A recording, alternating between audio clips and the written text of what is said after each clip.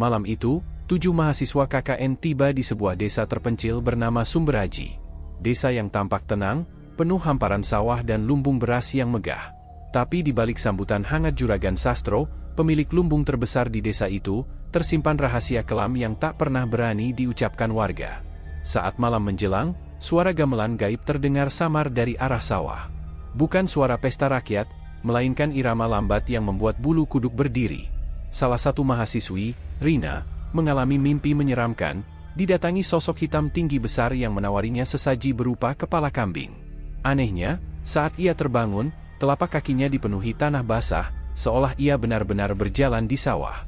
Setiap kali mereka bertanya, warga hanya diam dengan wajah pucat. Hingga akhirnya seorang hansip tua, Pak Warto, memberi peringatan, jangan pernah keluar rumah lewat tengah malam. Kalau dengar suara aneh, tutup telingamu. Itu bukan untuk kalian. Namun, apa sebenarnya yang terjadi di desa Sumberaji? Siapakah Juragan Sastro sebenarnya? Dan apa hubungan suara gamelan mistis itu dengan rencana tumbal pesugihan yang mengintai para mahasiswa KKN? Malam ini, kita akan menyimak kisah nyata penuh teror dalam cerita berjudul Juragan Beras ingin jadikan mahasiswa KKN tumbal, tapi Hansip Sakti menggagalkan ritus maut. Assalamualaikum warahmatullahi wabarakatuh. Selamat datang di channel Cerita Serem.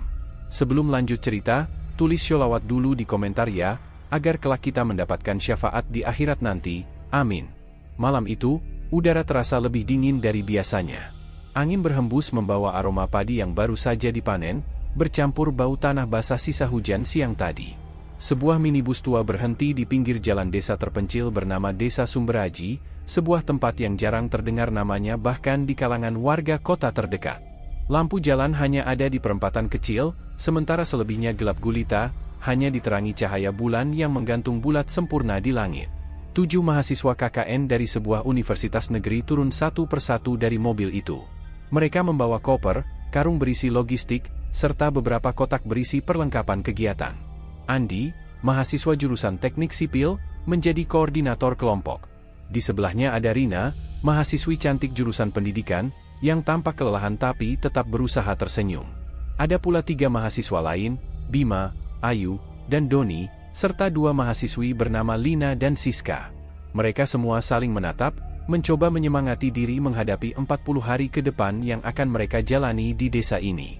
Seorang lelaki tua berperut buncit dengan pakaian rapi menyambut mereka. Dialah Juragan Sastro, pemilik lumbung beras terbesar di desa Sumberaji. Dari awal, ia tampak ramah dan murah senyum. Ia bahkan menyediakan rumah besar di dekat sawah untuk tempat tinggal mereka selama KKN. Selamat datang di desa kami, Nak. Semoga kalian bisa betah di sini. Kalau butuh apapun, jangan sungkan datang ke rumah saya, katanya sambil menepuk bahu Andi. Namun, entah mengapa, tatapan Juragan Sastro membuat Rina merasa tidak nyaman. Ada sesuatu di balik senyumannya, seolah matanya menyimpan maksud tersembunyi. Perasaan itu kian kuat ketika mereka melewati lumbung padi miliknya. Lumbung itu berdiri megah, jauh lebih besar daripada rumah warga sekitar. Dari dalamnya tercium aroma aneh, bukan hanya bau padi, melainkan semacam bau anyir bercampur dupa.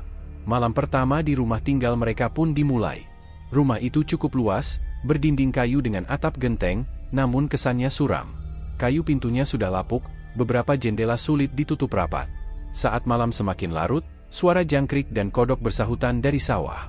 Para mahasiswa mencoba menghibur diri dengan bercanda, memasak mie instan, lalu berbincang sebelum tidur. Tepat pukul 12 malam, Rina yang tidur di dekat jendela tiba-tiba terbangun. Ia mendengar sesuatu. Samar-samar terdengar alunan gamelan dari arah sawah. Bukan gamelan ceria seperti hajatan, melainkan gamelan berat, iramanya lambat dan menyeramkan, seperti suara yang diputar dari kejauhan. Rina mengira itu hanya halusinasi, tapi ketika ia bangun dan menempelkan telinga ke kaca jendela, suara itu semakin jelas. "Rin, kamu belum tidur?" bisik Ayu, teman sekamarnya. "Aku dengar suara gamelan dari sawah." "Kamu dengar juga enggak?" tanya Rina dengan wajah pucat. Ayu terdiam sejenak.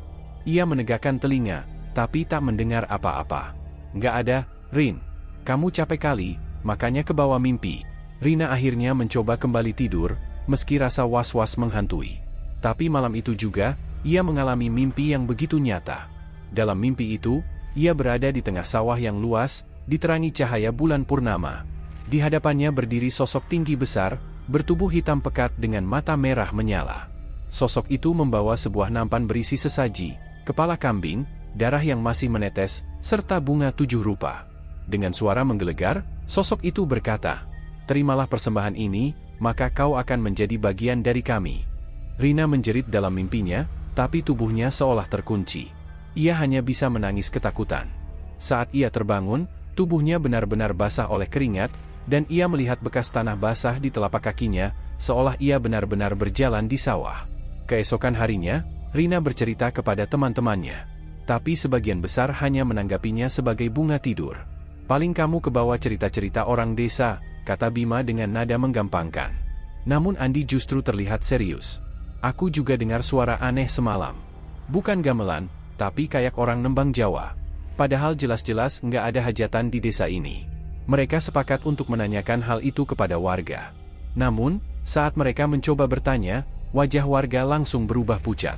"Sudah, Nak, jangan pernah dengarkan. Jangan tanyakan soal itu lagi. Lebih baik kalian sibuk dengan kegiatan KKN kalian saja," kata seorang ibu paruhbaya sambil cepat-cepat menutup pintu rumahnya. Semakin banyak warga yang mereka tanyai, semakin jelas bahwa ada sesuatu yang disembunyikan. Tak ada seorang pun yang berani menjawab pertanyaan mereka. Sampai akhirnya, malam itu, seorang pria tua dengan seragam hansip menghampiri mereka di pos ronda. Namanya Pak Warto. Rambutnya sudah memutih, wajahnya penuh keriput, tapi matanya tajam dan berwibawa. Dengan suara berat ia berkata, "Kalian harus hati-hati. Desa ini bukan tempat biasa. Jangan pernah keluar rumah lewat tengah malam. Kalau dengar suara aneh, cukup tutup kupingmu dan jangan hiraukan. Itu bukan untuk kalian." Kata-kata Pak Warto membuat bulu kuduk para mahasiswa berdiri. Mereka saling berpandangan, mencoba memahami maksud dari peringatan itu. Tapi Pak Warto hanya menghela napas panjang, lalu berjalan pergi sambil menggenggam tasbih di tangannya. Malam berikutnya, rasa takut itu semakin kuat. Andi melihat sendiri dari jendela rumah mereka, ada bayangan hitam melintas cepat di pinggir sawah, lalu menghilang di dekat lumbung beras Juragan Sastro. Sekilas ia juga mencium bau anyir, sama persis dengan bau yang pernah tercium dari dalam lumbung itu. Sejak malam itu, mereka sadar bahwa ada misteri besar yang mengintai mereka di desa Sumberaji. Sebuah rahasia gelap yang mungkin melibatkan Juragan Sastro, suara gamelan mistis, dan mimpi menyeramkan yang dialami Rina. Namun yang belum mereka tahu, mereka semua kini berada dalam incaran sebuah rencana kelam, rencana yang akan menjadikan mereka sebagai tumbal pesugihan. Pagi itu, sinar matahari mulai menyinari hamparan sawah desa Sumberaji. Udara masih terasa lembab, dan kabut tipis belum sepenuhnya hilang. Di rumah kayu yang menjadi tempat tinggal mahasiswa KKN, suasana sedikit tegang. Rina duduk di teras sambil menatap kosong ke arah sawah. Matanya sayu karena semalaman tak bisa tidur. Mimpi menyeramkan yang dialaminya masih membekas. Andi duduk di sampingnya sambil menyeruput kopi hitam. Ia juga merasa gelisah karena semalam sempat melihat bayangan hitam melintas di dekat lumbung beras milik Juragan Sastro. "Rin, aku yakin ada yang gak beres di desa ini," katanya pelan. Rina hanya mengangguk, terlalu letih untuk menanggapi panjang. Siang harinya, mereka semua menjalani program KKN di balai desa, mengajar anak-anak mengaji, membantu kegiatan posyandu, dan berkenalan dengan perangkat desa. Sekilas, kehidupan desa ini tampak normal. Anak-anak riang bermain, ibu-ibu sibuk menjemur padi, dan bapak-bapak bekerja di sawah. Tapi, di balik semua itu, ada sesuatu yang janggal. Warga seakan menghindari pembicaraan soal malam. Ketika Bima mencoba bercanda menyinggung suara gamelan yang mereka dengar, wajah kepala dusun langsung berubah tegang. "Sudah, Nak, jangan bicara soal itu. Itu hanya urusan orang tua-tua. Kalian urus saja kegiatan kalian di sini," katanya tergesa sambil mengalihkan pembicaraan. Semakin mereka bertanya, semakin jelas bahwa ada sesuatu yang ditutupi. Para warga menolak berbicara, beberapa bahkan menutup pintu ketika mahasiswa mencoba mengorek informasi. Keganjilan itu membuat Andi dan Rina semakin curiga. Malamnya, mereka berkumpul di ruang tengah rumah kayu. Lampu minyak redup menerangi wajah-wajah yang resah. Doni, yang terkenal santai, mencoba menenangkan teman-temannya. "Sudahlah, jangan dipikirin. Mungkin cuma tradisi lama. Nggak usah kita bawa serius-serius." Tapi Andi menatapnya tajam. "Kalau tradisi biasa, kenapa semua orang takut ngomong? Kenapa mereka malah menutup pintu begitu kita nanya?" Suasana hening sejenak. Hanya suara jangkrik yang terdengar dari luar. Lalu tiba-tiba, suara ketukan pelan terdengar dari pintu depan. Semua mahasiswa saling berpandangan dengan wajah tegang. Dengan hati-hati, Andi membuka pintu. Di luar berdiri seorang lelaki tua dengan seragam hansip kusam, memegang senter kecil dan tasbih kayu. Dialah Pak Warto, sosok hansip misterius yang semalam memberi peringatan. Matanya tajam, penuh kewaspadaan. Kalian terlalu banyak bertanya pada warga, katanya pelan. Mereka takut, dan itu wajar. Ada sesuatu yang memang tidak boleh dibicarakan sembarangan. Rina memberanikan diri bertanya, suaranya bergetar. Pak, sebenarnya apa yang terjadi di desa ini? Apa hubungannya dengan suara gamelan yang kami dengar malam-malam? Pak Warto terdiam lama, seolah menimbang kata-katanya. Ia menghela napas, lalu duduk di kursi bambu ruang tengah. Kalian masih muda. Tidak semua hal harus kalian tahu. Tapi karena kalian sudah terlanjur mendengar, aku kasih peringatan. Jangan pernah keluar rumah setelah tengah malam. Jangan hiraukan suara apapun yang terdengar. Kalau gamelan itu kembali terdengar, tutup kuping kalian. Itu bukan untuk telinga manusia biasa. Semua mahasiswa merinding mendengarnya. Ayu menggenggam tangan Rina erat-erat. Doni yang biasanya santai pun terdiam. Andi memberanikan diri menatap Pak Warto. Pak, kalau suara itu bukan untuk manusia, lalu untuk siapa? Tanyanya. Pak Warto menatap tajam ke arah Andi, matanya memantulkan bayangan cahaya lampu minyak. Untuk sesuatu yang lebih tua dari desa ini. Sesuatu yang haus, tumbal. Ruangan mendadak terasa dingin. Semua mahasiswa terpaku, tak ada yang berani berbicara lagi. Pak Warto kemudian berdiri, merapikan seragam hansipnya yang lusuh. Aku hanya bisa mengingatkan. Sisanya, jaga diri kalian sendiri. Jangan sampai terjebak dalam urusan yang bukan milik kalian. Ia melangkah keluar, meninggalkan mereka dalam kebisuan. Malam itu, tak seorang pun bisa tidur nyenyak. Rina terus terbayang mimpi menyeramkan yang dialaminya. Andi memikirkan bayangan hitam yang pernah ia lihat, dan semua mahasiswa lainnya dicekam rasa takut yang tak bisa dijelaskan. Di kejauhan, tepat ketika jam menunjuk pukul 12 malam, suara gamelan itu kembali terdengar. Kali ini lebih jelas, seakan dimainkan tepat di belakang rumah mereka. Suara gong berdentum lambat, diiringi kendang dan saron yang bergema di tengah malam. Rina menutup telinganya dengan bantal sambil bergetar. Tuhan, jangan biarkan aku jadi bagian dari ini, bisiknya lirih. Dan tanpa mereka sadari, dari balik pepohonan dekat lumbung padi Juragan Sastro, sepasang mata merah menyala mengawasi rumah kayu itu. Seolah menandai siapa yang akan menjadi tumbal berikutnya. Hari ketiga KKN berjalan seperti biasa. Mahasiswa mulai terbiasa dengan ritme kehidupan desa Sumberaji. Mereka mengajar anak-anak menulis dan membaca, membantu warga memperbaiki jalan setapak, serta ikut serta dalam kegiatan posyandu. Namun, di balik aktivitas itu, rasa cemas yang ditinggalkan suara gamelan gaib masih menghantui mereka. Rina semakin terlihat murung. Sejak malam sebelumnya, ia selalu merasa diawasi. Bahkan ketika mengajar anak-anak membaca di balai desa, ia kerap menoleh ke jendela, seolah ada sosok yang mengintip dari luar. Andi yang memperhatikan hal itu hanya bisa menenangkan. Kamu jangan terlalu dipikirin. Kita di sini bareng-bareng kok, ucapnya dengan suara pelan.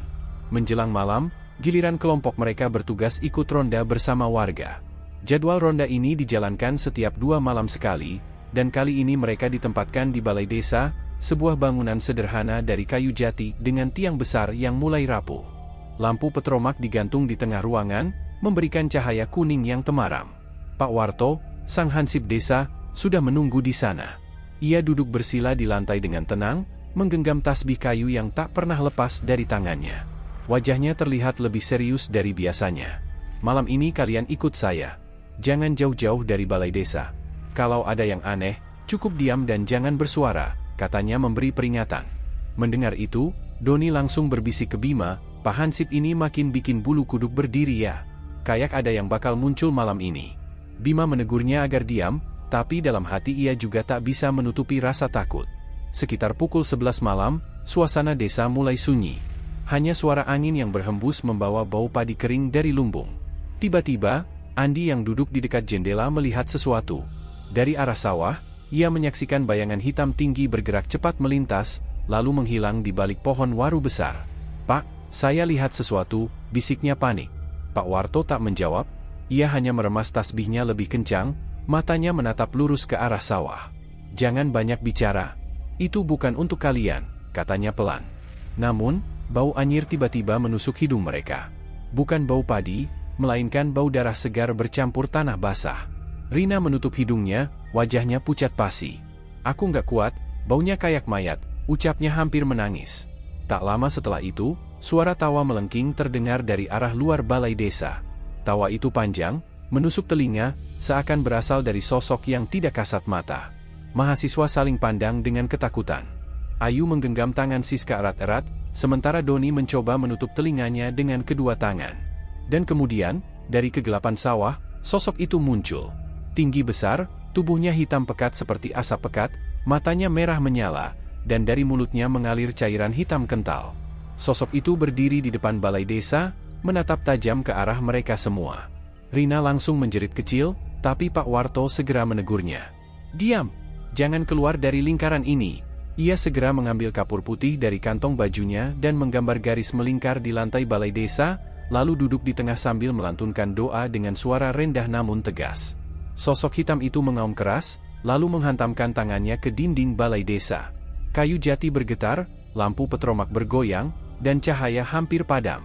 Mahasiswa ketakutan, beberapa bahkan berteriak.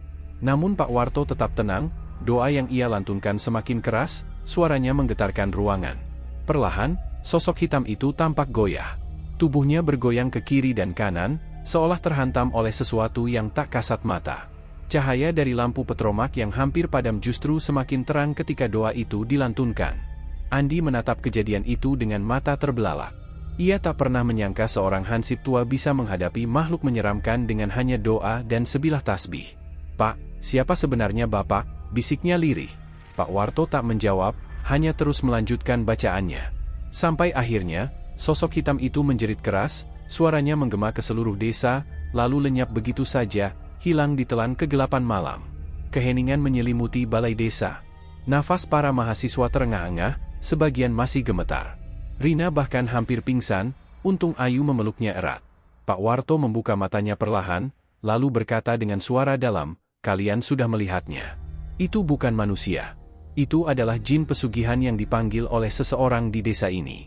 Semua mahasiswa terdiam. Doni mencoba berbicara, suaranya bergetar, "Pak, siapa yang memanggilnya?" Pak Warto menunduk, menatap tasbih di tangannya. "Belum saatnya kalian tahu. Tapi ingat, jangan pernah percaya pada senyum manis siapapun di desa ini. Ada yang rela menjual jiwa demi harta." Kata-kata itu membuat mereka semua teringat pada Juragan Sastro. Sosok kaya raya pemilik lumbung padi yang selalu tersenyum, tapi tatapan matanya begitu mengintimidasi. Malam itu, mahasiswa tak bisa tidur. Bukan hanya karena ketakutan melihat sosok hitam menyeramkan, tapi juga karena kata-kata Pak Warto yang mengisyaratkan bahwa ancaman itu datang dari dalam desa sendiri. Mereka mulai sadar, kehadiran mereka di desa Sumberaji bukan sekadar untuk KKN, melainkan untuk menyaksikan sebuah rahasia gelap yang telah lama terkubur. Dan tanpa mereka ketahui, dari kejauhan, Juragan Sastro berdiri di teras rumahnya yang besar, menatap ke arah balai desa dengan senyum tipis. Tangannya menggenggam sebatang dupa yang masih menyala, asapnya melayang ke langit malam. Seolah ia tahu bahwa rencana besarnya baru saja diganggu. Malam di desa Sukorejo seakan tidak pernah benar-benar sunyi. Angin yang bertiup membawa aroma padi basah, bercampur bau amis yang tidak pernah bisa dijelaskan oleh para warga. Malam itu, Dimas dan Bagus nekat menyelinap keluar dari posko KKN. Mereka merasa tidak tenang sejak kejadian 2 malam sebelumnya, saat mereka hampir ditumbalkan oleh Juragan Sastro dalam ritual pesugihan. Rani dan Lestari sebenarnya sudah melarang, tapi rasa penasaran mereka berdua terlalu besar. Mereka ingin membuktikan bahwa gudang beras milik Juragan memang bukan sekadar tempat penyimpanan hasil panen, melainkan lokasi persembunyian sesuatu yang lebih mengerikan. Gudang itu terletak di ujung desa, dekat sungai kecil yang airnya keruh. Bangunannya besar, berdinding kayu tua, dan hanya dijaga oleh gembok besar berkarat. Namun, anehnya, dari dalam gudang selalu terdengar suara, kadang seperti bisikan, kadang seperti ratapan. Dimas berbisik pelan, "Bagus, kau dengar? Itu suara orang menangis." Bagus menelan ludah, tangannya bergetar. "Aku dengar, tapi kenapa bisa dari dalam gudang?" Mereka berdua bersembunyi di balik pohon waru, memperhatikan keadaan sekitar. Tidak ada orang. Hanya sunyi yang mencekam. Dimas memberanikan diri mendekati pintu gudang. Dengan besi kecil yang ia bawa dari posko, ia mencoba membuka gembok itu.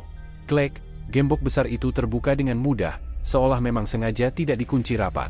Begitu pintu kayu berat itu didorong, aroma busuk langsung menyeruak, membuat perut mereka mual. Dimas menutup hidungnya dengan kaos, sementara Bagus mundur beberapa langkah. Dari kegelapan gudang, samar-samar terlihat karung-karung beras tersusun rapi. Namun, di sela-sela tumpukan itu, ada sesuatu yang ganjil. Karung-karung beras itu tidak semuanya putih bersih. Sebagian karung tampak basah, dan dari bawahnya menetes cairan merah gelap yang mengalir ke tanah. Bagus, itu, darah, bisik Dimas dengan suara tercekat. Bagus gemetar. Astaga, jadi selama ini, berasnya dicampur dengan... Belum sempat ia menyelesaikan kalimatnya, terdengar suara berat dari arah pintu. Siapa yang berani masuk ke gudangku? Juragan Sastro berdiri di sana, matanya merah menyala, tubuhnya tampak lebih besar dari biasanya, seolah-olah ada kekuatan gaib yang menyelubunginya. Dimas dan Bagus langsung membeku. Mereka berdua tidak bisa bergerak, seakan kaki mereka tertancap di tanah. Juragan melangkah perlahan, suaranya berat dan penuh amarah. Kalian mahasiswa bodoh. Kalian pikir kalian bisa membongkar rahasiaku? Semua orang yang tahu kebenaran, tidak akan pernah keluar hidup-hidup dari sini. Dengan tangannya, Juragan mengangkat karung beras yang basah darah. Ia mengoyaknya, dan yang keluar bukanlah padi biasa. Dari dalam karung itu jatuh potongan tubuh manusia, jari, potongan tulang, dan serpihan daging yang sudah membusuk. Bagus langsung muntah, tubuhnya gemetar hebat. Dimas hampir pingsan melihat pemandangan itu. Mereka akhirnya sadar, gudang beras itu adalah tempat Juragan menyimpan tumbal pesugihan. Juragan tertawa keras, suaranya menggema di dalam gudang. Darah manusia inilah yang membuatku kaya. Semua hasil panen, semua beras yang kubagikan, hanyalah kedok. Aku memberi makan desa ini dengan darah manusia, dan kalian akan menjadi bagian berikutnya. Saat Juragan mengangkat tangannya, angin di dalam gudang berputar kencang. Karung-karung beras beterbangan, dan dari dalam tumpukan muncul sosok-sosok hitam, jin pesugihan yang menjelma dengan wajah menyeramkan. Mata mereka kosong, mulutnya penuh darah. Dimas dan Bagus berteriak ketakutan. Mereka mencoba berlari ke arah pintu, tapi pintu gudang tiba-tiba tertutup rapat dengan sendirinya. Gelap, hanya suara lolongan makhluk-makhluk itu yang terdengar. Namun, saat makhluk-makhluk itu hampir menyentuh mereka, sebuah cahaya terang mendadak masuk dari sela pintu. Suara lantang terdengar, penuh wibawa. Allahu Akbar! Jin laknat, hancurlah kalian! Itu suara Pak Raga, hansip sakti yang sejak awal sudah mencurigai Juragan.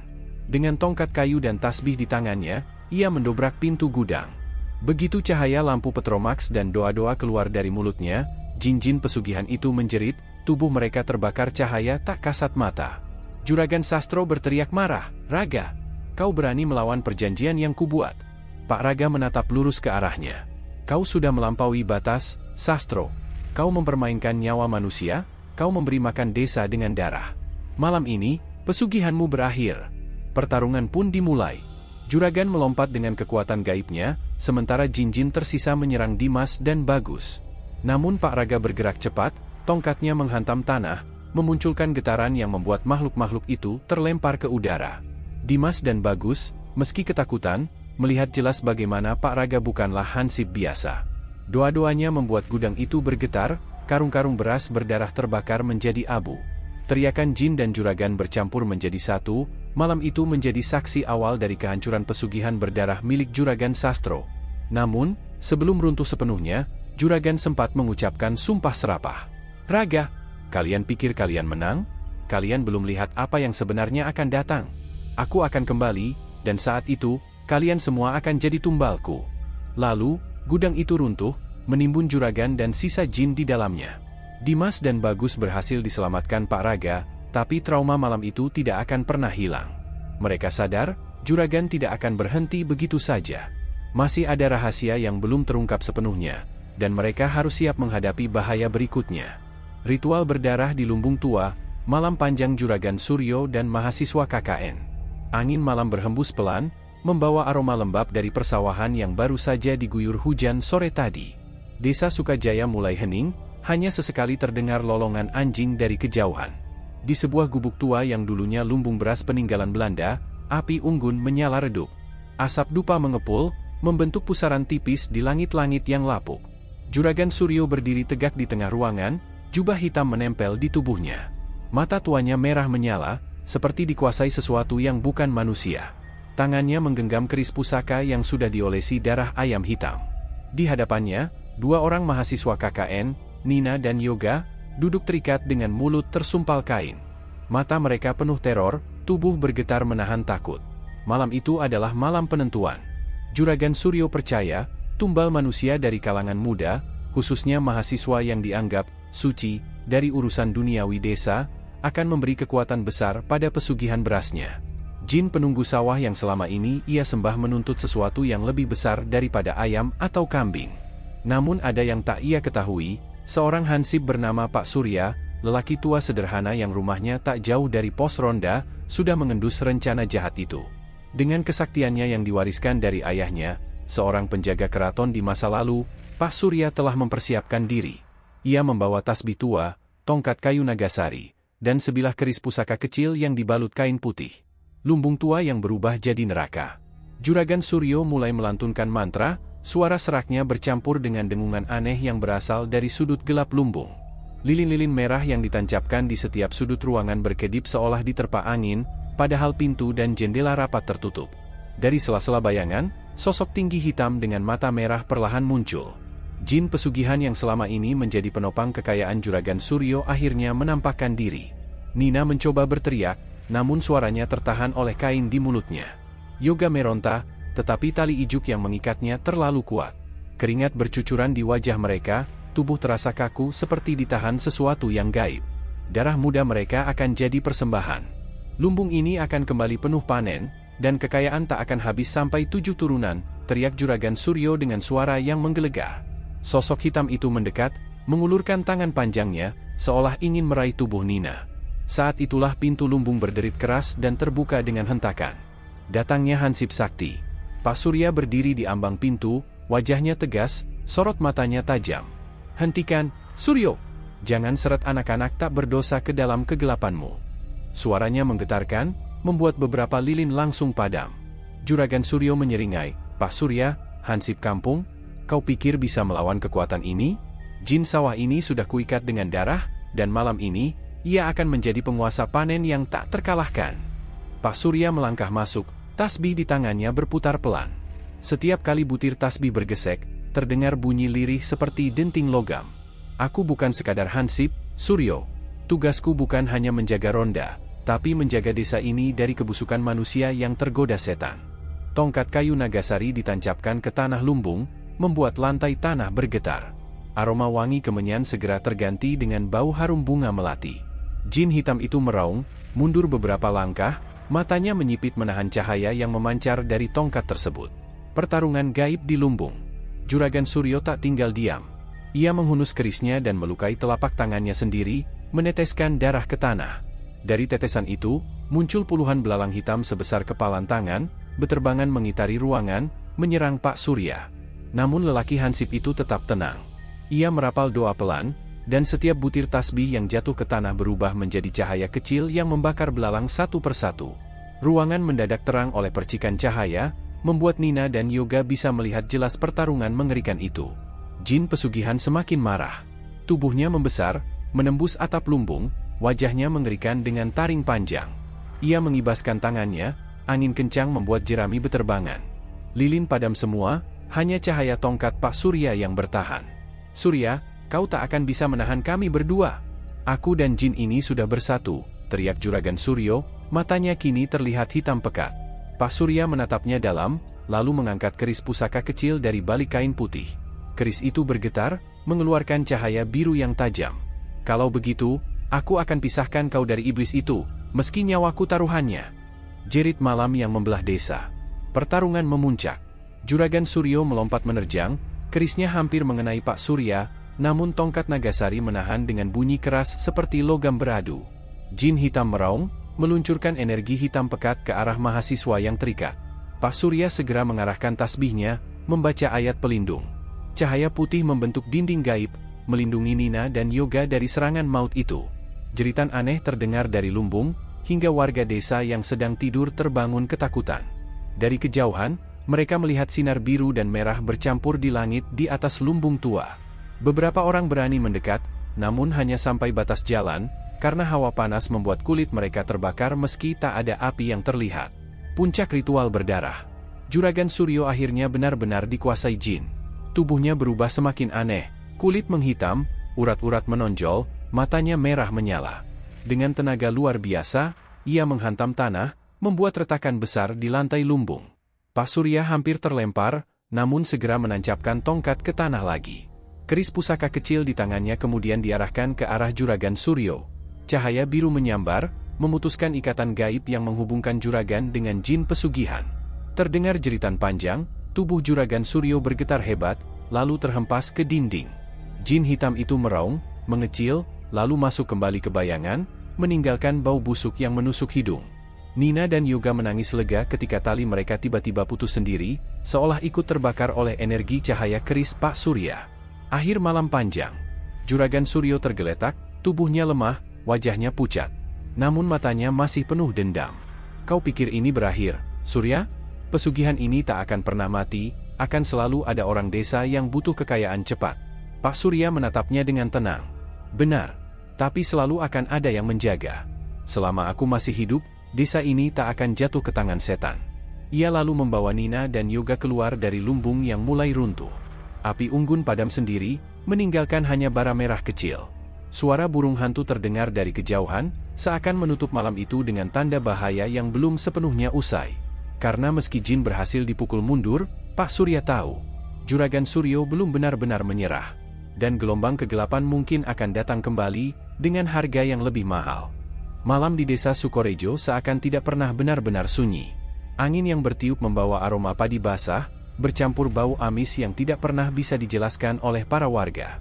Malam itu, Dimas dan Bagus nekat menyelinap keluar dari posko KKN. Mereka merasa tidak tenang sejak kejadian 2 malam sebelumnya, saat mereka hampir ditumbalkan oleh Juragan Sastro dalam ritual pesugihan. Rani dan Lestari sebenarnya sudah melarang, tapi rasa penasaran mereka berdua terlalu besar.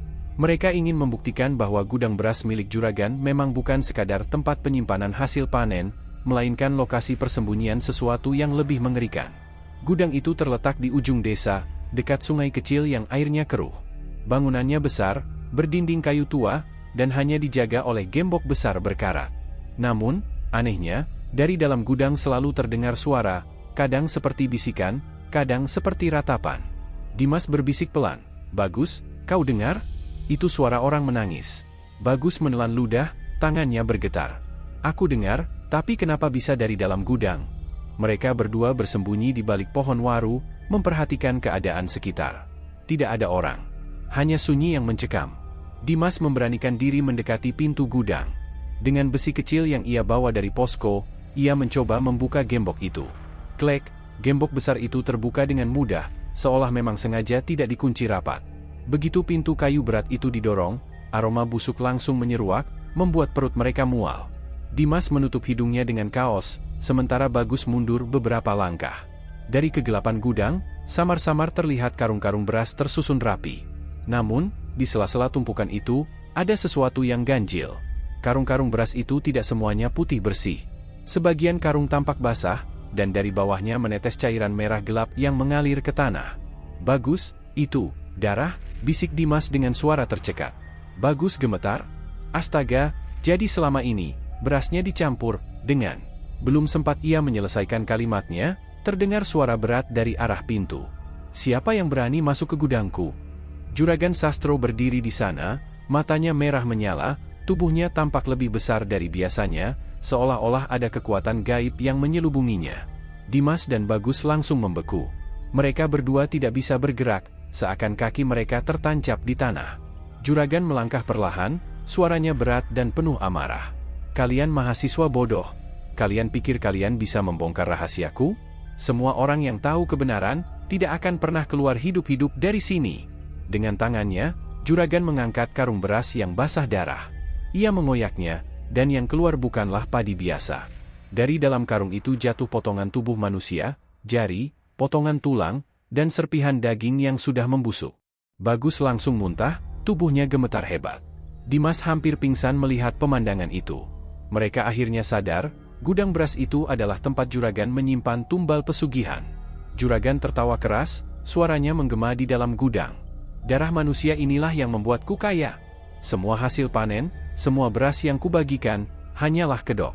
Aku memberi makan desa ini dengan darah manusia, dan kalian akan menjadi bagian berikutnya.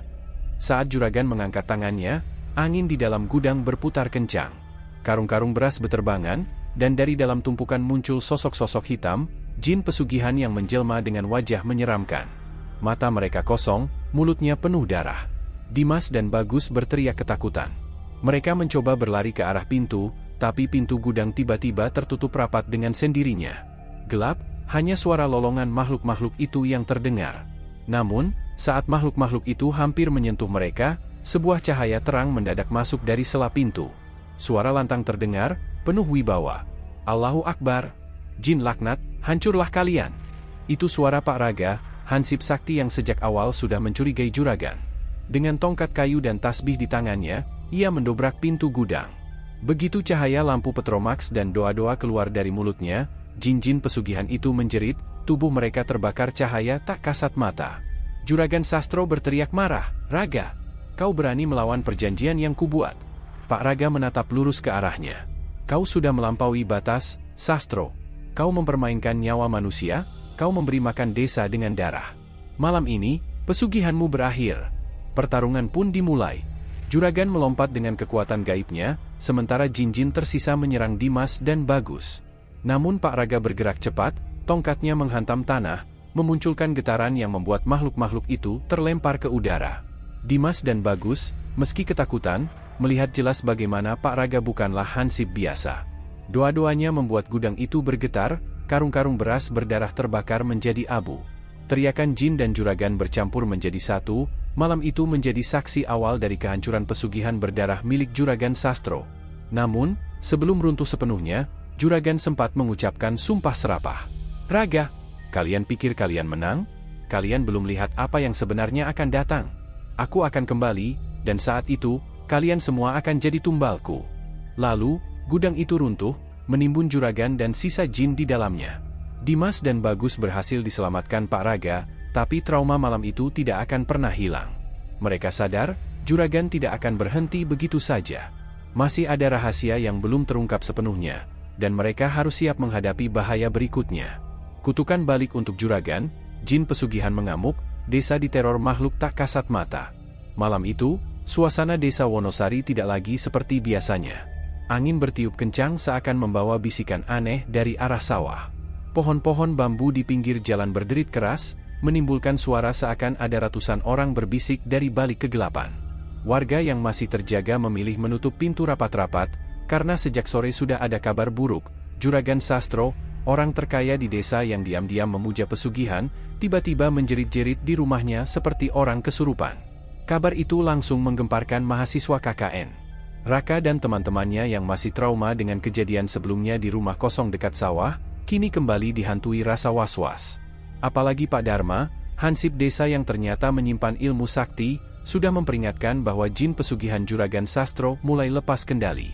Bukan hanya mengincar tumbal manusia, tetapi juga ingin menghisap energi hidup seluruh desa. Di rumah kayu sederhana yang mereka jadikan posko KKN, Raka, Sinta, dan Tio mendengar suara seperti orang menggeretakkan gigi di luar jendela. Lampu minyak yang mereka nyalakan bergetar, apinya mengecil lalu membesar sendiri. "Astaga, jangan bilang itu, makhluk itu lagi keliling desa," bisik Sinta dengan wajah pucat. Pak Dharma yang duduk bersila di lantai langsung membuka tasbih kayu hitam miliknya. "Kalian jangan keluar. Malam ini bukan sembarang malam." Jin pesugihan yang dulu dikendalikan Juragan Sastro kini mengamuk. Karena tumbal gagal, dia balik menagih dengan cara lain. Desa ini jadi taruhannya. Dan benar saja, dari kejauhan, terdengar pekikan panjang. Suara itu bukan manusia. Suaranya mirip tangisan bayi bercampur tawa perempuan tua. Menjelang tengah malam, beberapa warga mendapati sawah berubah aneh. Tanaman padi bergerak sendiri, seakan ada tangan-tangan hitam yang merayap di batangnya. Seorang pemuda desa yang nekat lewat jalan pematang tiba-tiba pingsan dengan tubuh penuh lebam seperti dipukul makhluk tak kasat mata. Juragan Sastro sendiri semakin parah. Ia menggelepar di lantai rumahnya, mulutnya berbuih, matanya terbalik hingga hanya putih yang terlihat. Dari tubuhnya keluar bau amis seperti bangkai. Istrinya menangis histeris, meminta bantuan ke tetangga. Namun warga ketakutan, mereka hanya bisa mengintip dari kejauhan. Pak Dharma akhirnya maju bersama 3 pemuda desa yang berani. Ia membawa keris pusaka dan air doa dalam kendi tanah liat. Mahasiswa KKN yang sebelumnya ingin ikut membantu ditahan olehnya. Ini bukan ranah kalian. Kalian cukup berdoa. Jangan sekali-kali keluar posko sampai aku kembali, tegasnya. Perjalanan ke rumah Juragan Sastro berubah mencekam. Jalan desa yang biasanya ramai kini sepi, hanya ditemani suara anjing melolong panjang. Sesekali terlihat bayangan tinggi besar melintas di atas pohon kelapa. Pemuda yang ikut bersama Pak Dharma berkali-kali merasakan pundaknya ditarik sesuatu, padahal tak ada siapapun di belakang. Setibanya di rumah juragan, suasana jauh lebih mengerikan. Dinding rumah bergetar seperti dihantam sesuatu dari dalam. Dari celah pintu terlihat api biru menyala-nyala. Ketika pintu didobrak, tampak Juragan Sastro duduk di tengah ruangan, matanya merah menyala. Di belakangnya berdiri sosok hitam tinggi menjulang, wajahnya tak jelas, hanya mulut besar penuh taring yang terbuka. Itulah jin pesugihan yang selama ini memberi kekayaan padanya. Dasar manusia rakus, kau gagal beri aku tumbal, maka seluruh darah keturunanmu akan aku hisap. Suara itu menggema, membuat genteng rumah berjatuhan. Pak Dharma langsung maju. Dengan lantang ia mengucap doa-doa, menggenggam keris pusaka yang mengeluarkan cahaya samar. Air doa dari kendi dilemparkan ke tubuh Juragan Sastro. Seketika tubuh Juragan menjerit, asap hitam keluar dari pori-porinya. Jin itu meraung marah, berusaha menyerang Pak Dharma. Pertarungan gaib pun pecah. Bukan dalam bentuk perkelahian fisik, melainkan benturan energi. Keris Pak Dharma beradu dengan cakar gaib jin pesugihan, menimbulkan percikan api yang tak kasat mata. Pemuda desa yang ikut membantu sampai terlempar ke sudut ruangan hanya karena terkena getaran benturan tersebut. Namun kekuatan jin itu tak bisa diremehkan. Ia semakin besar, tubuhnya hampir memenuhi ruangan, membuat atap rumah nyaris roboh. Dharma, kau bukan tandinganku. Aku sudah kenyang dengan darah puluhan tumbal, teriaknya. Pak Dharma mulai terdesak. Keringat dingin mengalir deras di wajahnya. Ia tahu jin pesugihan ini memang kuat, apalagi telah menelan tumbal selama bertahun-tahun. Namun ia tidak boleh menyerah, karena jika kalah, seluruh desa bisa binasa. Di saat genting itulah, tiba-tiba terdengar suara adzan dari musola desa. Entah siapa yang mengumandangkannya, padahal waktu sudah jauh lewat Isya. Namun suara adzan itu begitu jelas, menembus malam, menggema ke seluruh desa. Jin pesugihan langsung terhuyung, tubuh hitamnya mengecil, matanya menyipit ketakutan. Pak Dharma tak menyia-nyiakan kesempatan. Ia menghujamkan keris pusaka ke tanah tepat di depan Juragan Sastro. Dari tanah keluar cahaya terang seperti kilatan petir, membungkus tubuh jin tersebut. Teriakan panjang menggema, lalu sosok itu terhisap ke dalam bumi, meninggalkan bau gosong menyengat. Juragan Sastro jatuh pingsan. Tubuhnya kurus kering, wajahnya penuh keriput seperti orang tua renta. Istrinya menjerit histeris melihat perubahan drastis itu. Warga yang berkerumun di luar hanya bisa terdiam, tak menyangka bahwa semua kekayaan yang mereka kagumi selama ini ternyata berawal dari kegelapan. Namun Pak Dharma tahu ini belum selesai. Meski jin pesugihan berhasil dipaksa kembali ke perut bumi, ikatan perjanjian darah dengan Juragan Sastro belum sepenuhnya putus. Desa masih terancam kutukan, dan para mahasiswa KKN belum sepenuhnya aman. Malam itu menjadi awal teror baru. Warga mulai bermimpi buruk serempak, mendengar suara tangisan di sawah, dan mendapati jejak kaki besar di tanah berlumpur setiap pagi. Seakan jin itu belum benar-benar musnah, hanya terperangkap, menunggu waktu untuk bangkit kembali. Malam itu desa Karangjati seakan terhenti dalam ketakutan. Setelah beberapa kali menggagalkan percobaan ritual tumbal yang hendak dilakukan oleh Juragan Suyatno, kini Pak Slamet tahu bahwa pertempuran terakhir akan segera tiba. Suyatno semakin kalap, karena semua rencana pesugihannya gagal. Ia kehilangan kendali, dan untuk pertama kalinya, jin hitam yang ia sembah meminta tumbal dirinya sendiri sebagai gantinya. Namun, alih-alih menyerahkan diri, Suyatno mencari jalan lain. Ia hendak mengorbankan seluruh mahasiswa KKN sekaligus dalam satu malam. Itulah sebabnya desa mendadak diliputi suasana mencekam. Angin bertiup kencang, pepohonan bambu di belakang rumah Suyatno bergoyang keras, suara seperti tangisan terdengar samar di sela-sela angin.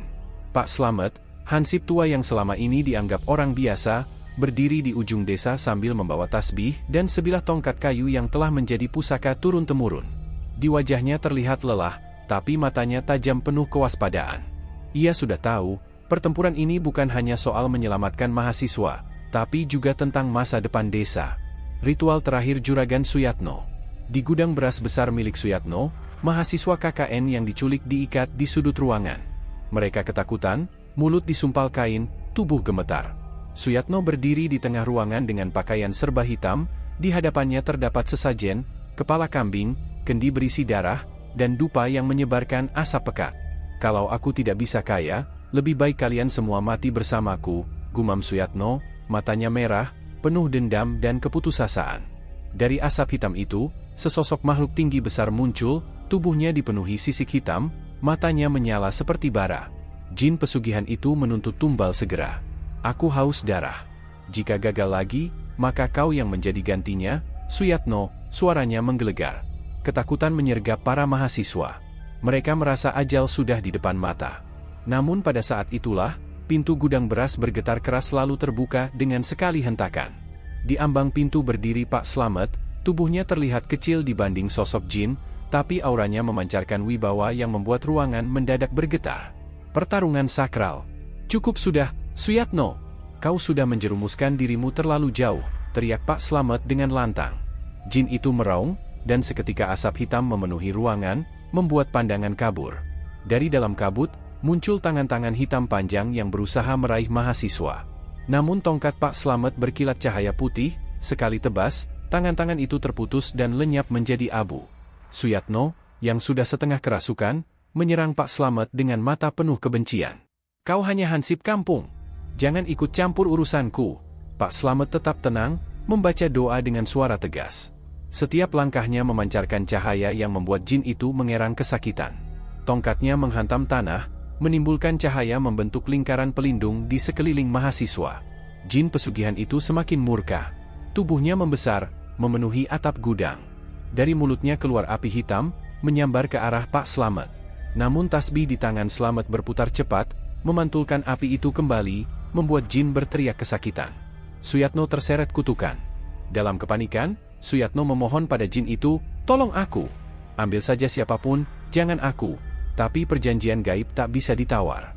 Jin itu marah, karena Suyatno telah gagal berkali-kali dan menipu janji tumbalnya. Dengan tawa mengerikan, jin itu berbalik menjerat tubuh Suyatno. "Kaulah tumbalku yang sejati."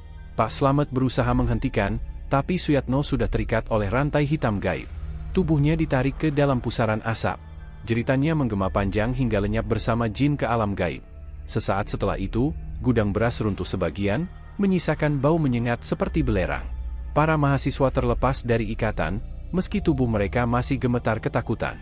Mereka menatap Pak Slamet dengan mata penuh terima kasih dan takjub. Pengorbanan Pak Slamet. Meski Suyatno telah binasa, kekuatan jin itu masih meninggalkan jejak.